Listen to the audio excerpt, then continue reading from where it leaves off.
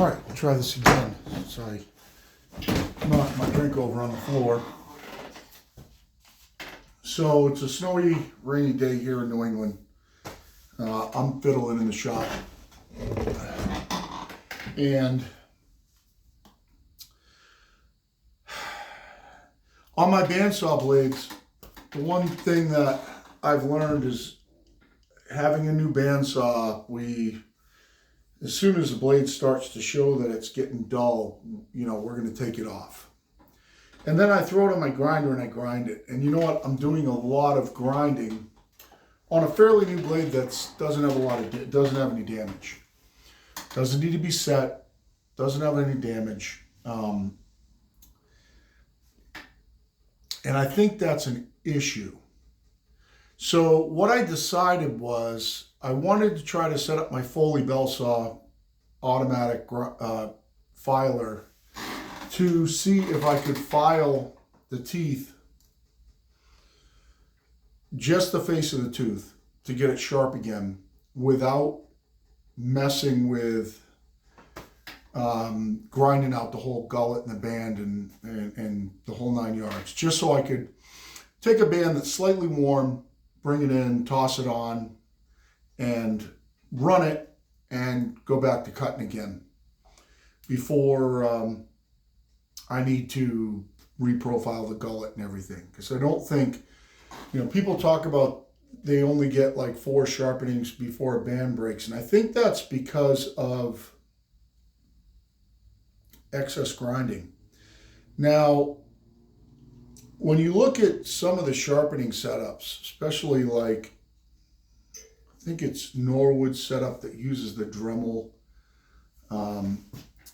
Some of the DIY ones with the Harbor Freight grinder, they're not putting a lot of down pressure on, so they're barely taking anything off anyway. And some of those, you got to run it through a few times. Well, I think that if I file just the face of the tooth with the Foley, I should be able to file it at least probably a couple times before I get any stress risers in the face of that tooth and need to reprofile the gullet and everything. So I'm going to show you what I got going on here. I think I've tentatively got it set up. Foley on this filer setup here, the Foley Belsaw was designed to be able to do bandsaw blades. Actually, let me get you around this side here. So what I did was I did some work to this piece of Douglas fir here. I cut a groove in it for the band to set in. And this is the vice pressure here. This keeps a lot of pressure on the band so it can't move. And then what happens is as this rolls through, I have the file set to 7 degrees. Let me see if you can see that. Give us a better view here. So I have the file set to 7 degrees, and then as the file files the tooth, the machine advances it, and the file files the tooth, the face of the tooth, and the machine advances it, and so on and so forth. So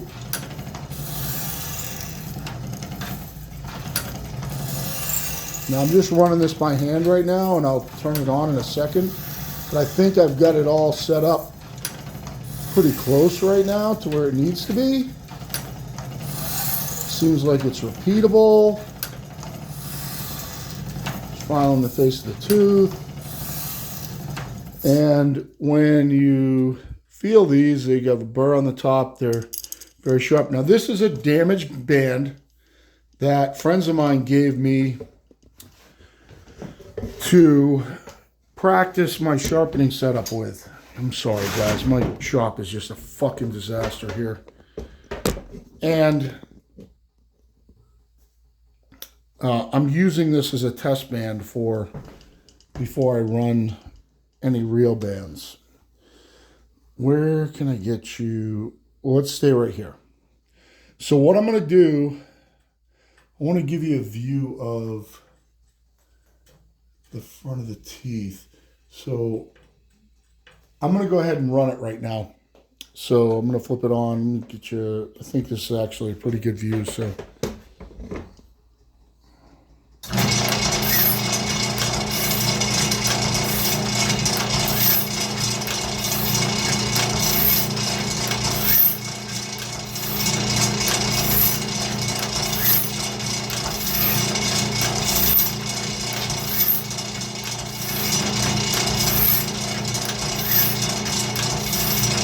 now this might mess up when it gets to the weld.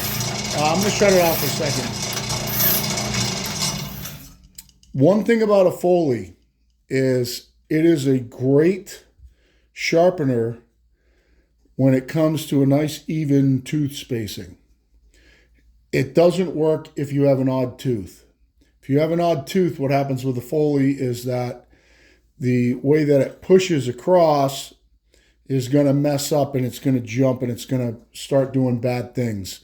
So I'm hoping, actually I've already been through the weld. I can see it. It's over there. You can't see it, but it's over there. I can see it on the band. So actually that was probably where I got jumped. I'm going to let it run a little bit more, and I think I'll mark a tooth. Let's let it run all the way through and see how long it takes. So I know we've already sharpened to at least here. So I've got that. Yeah, you can see that mark. And I'm going to let it run all the way through, wait till that mark comes back around, see how long it takes. Keep an eye on it. See. So basically right now it's sharpened at 7 degrees and it's just kissing the face. Get you in close here.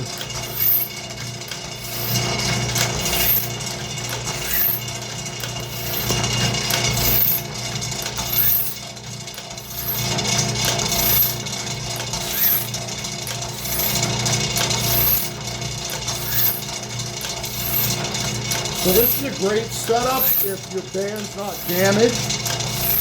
If you're just filing it back to sharp and your band's not damaged, unfortunately this band is damaged. It would need to be ground. But I want to get the setup ready so that I can do it with mine.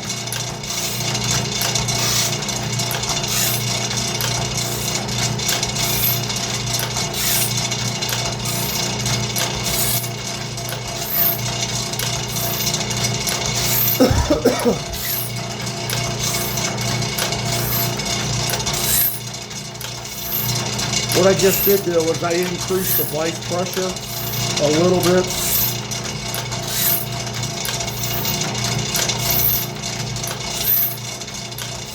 I'm not sure if you can see this, but as you see the tooth coming off with this view, you can see it pulling the burr on the top.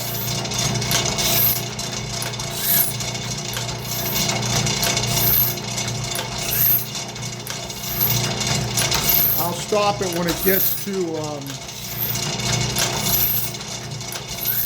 the mark here so we can take a look at some of the teeth and see what's going on.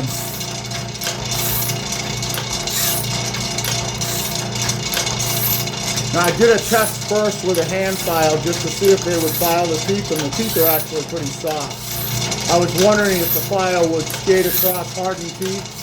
It's not even close. These teeth are really soft. They file easy with a tapered file.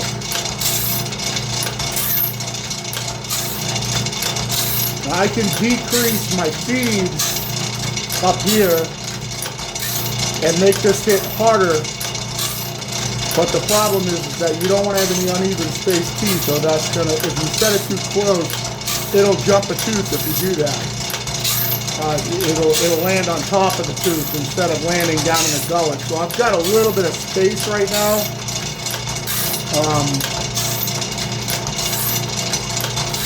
So that I land easily and it's still catching it on the taper.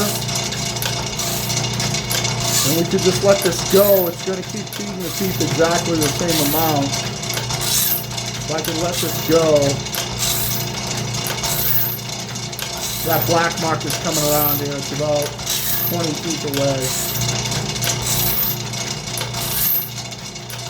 That made it through the weld with no problem.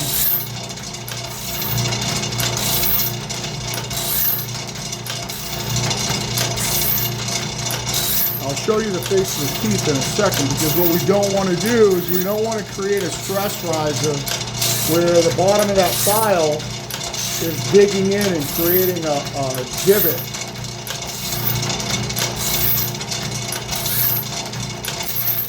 Oh, it just missed a tooth there.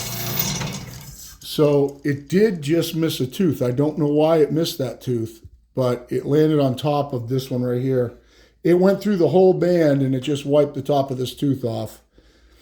I'm going to go ahead, let me just run it for another second.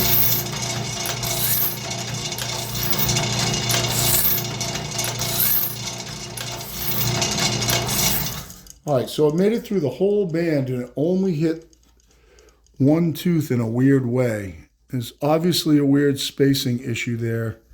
Now, what's happening right now is I can tell on my second run around, it's starting to create a stress riser. So I'm going to take you, let me show you the machine here, and then I'll take you out of this.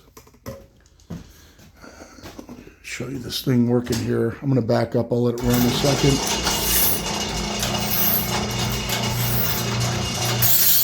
Oh, that just missed the tooth too.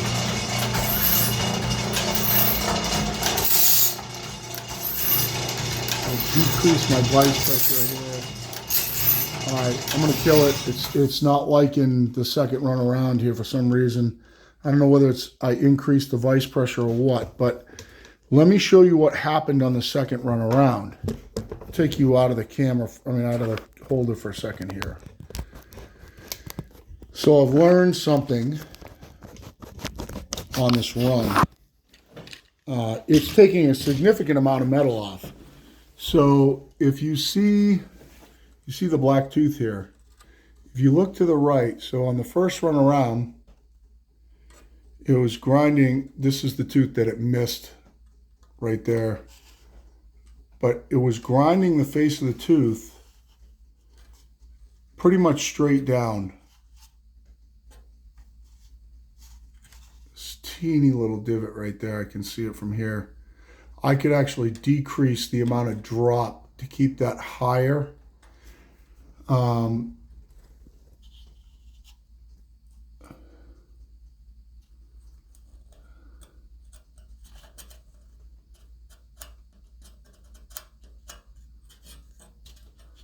This band was pretty damaged, but it's got burrs all across the top. Now you can see what happened here. The file landed on the top of the tooth, and then it did it again here, and then it did it again here on the second round. And on the second round, if you look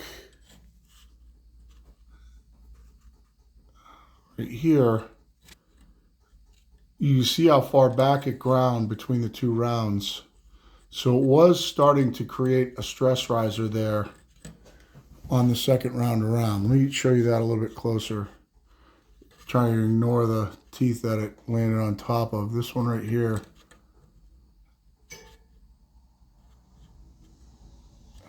I don't know if you can see it as good as I can see it. If I can find another one where you can see it better. Right there. All right, right there. So you can see on the second round around, it started to create a stress riser right here. It ground the tooth back from the tip of my fingernail to there. So it took it back a significant amount. It's definitely, it's got a burr.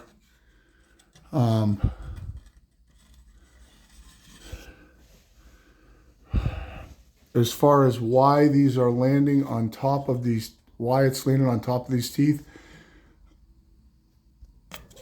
one of two things is happening here. So I had tightened down the pressure on the vise here.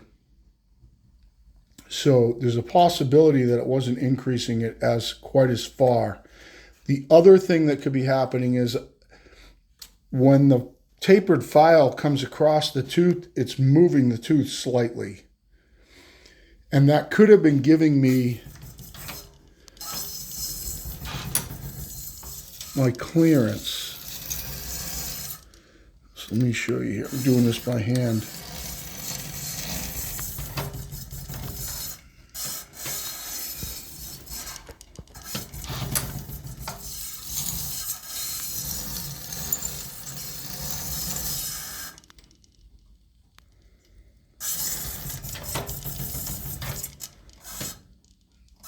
That's pushing really hard right now.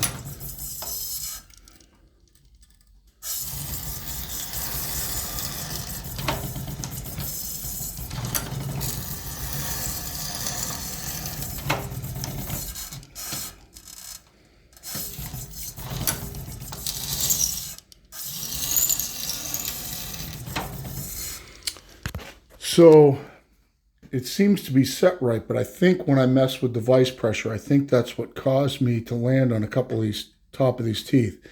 That's concerning. What I need to do to combat that is, because of the file taper, I don't know if you can see the tapered file, but what happens is, it's tight. As this file, yep, all right, so what happened there was it almost landed on top of the tooth on that one. And I could feel the pressure.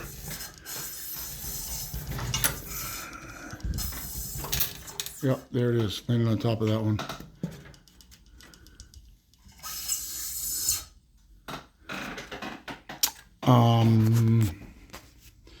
I think I got to decrease my vice pressure.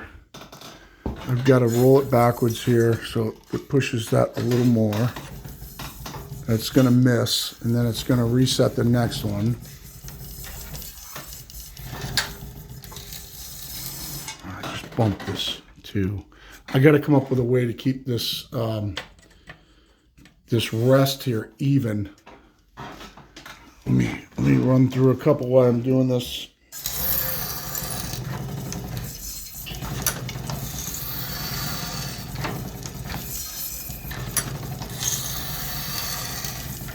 Okay, so one thing that I want to do is I want to decrease the feed just a hair.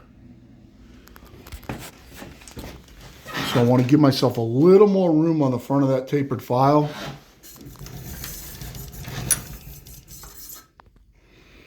If you can see, it's pretty close right now. It's actually pretty close. I'm going to run a couple of teeth and see how that happens, how that works.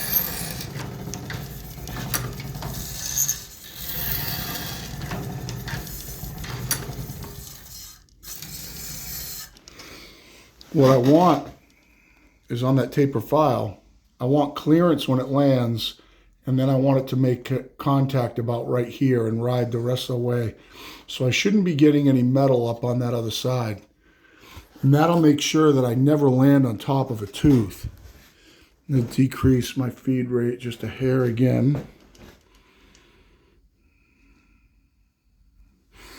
There's very little adjustments here. Oh, I'm wrong. I want to increase my feed rate. This is probably going to land on a tooth.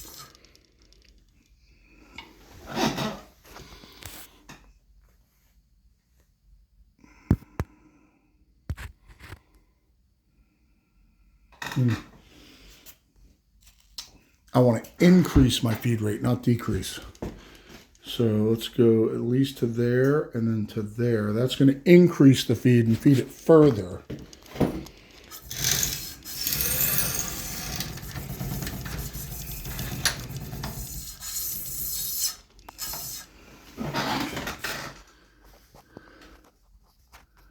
Okay, now I get a little bit of air between the tooth and, yep, that's better. Now it's not hitting, and it hits there. So that's better. That'll make sure that I don't land on top of the tooth.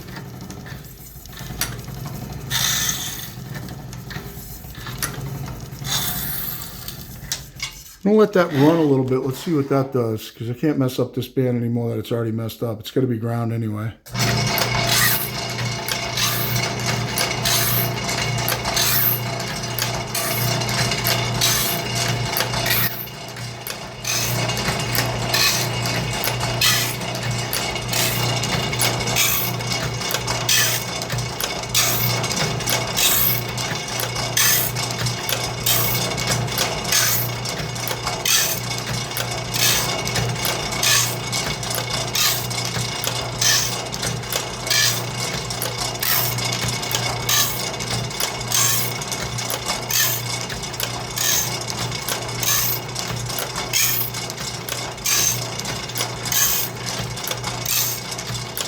trying to keep it from focusing the way it's focusing on that.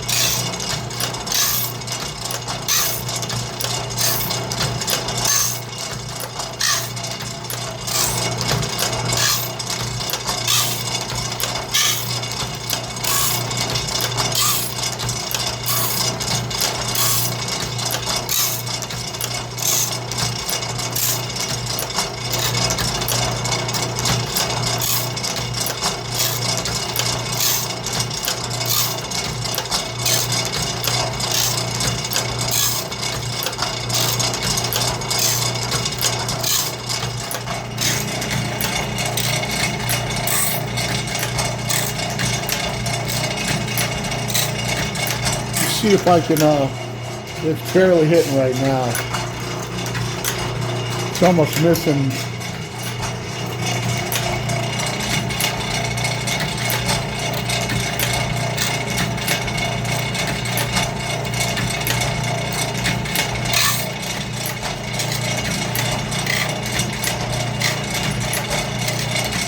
Missing a couple times. Let's see what these teeth look like.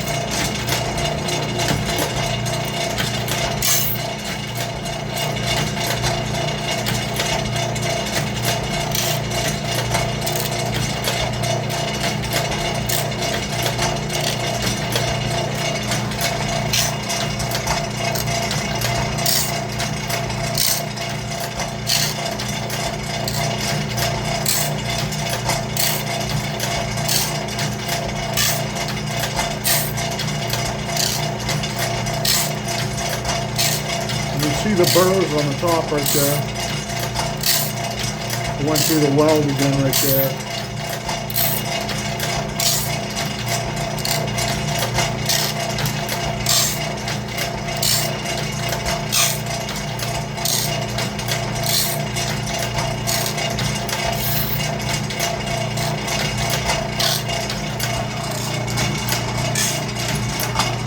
Made a whole trip through again.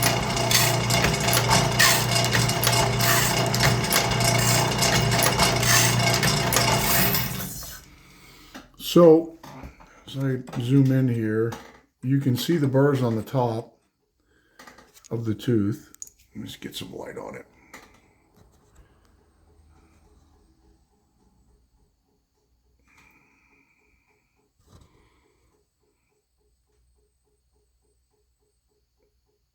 And you can see the little bit of a stress riser there on the face of that tooth.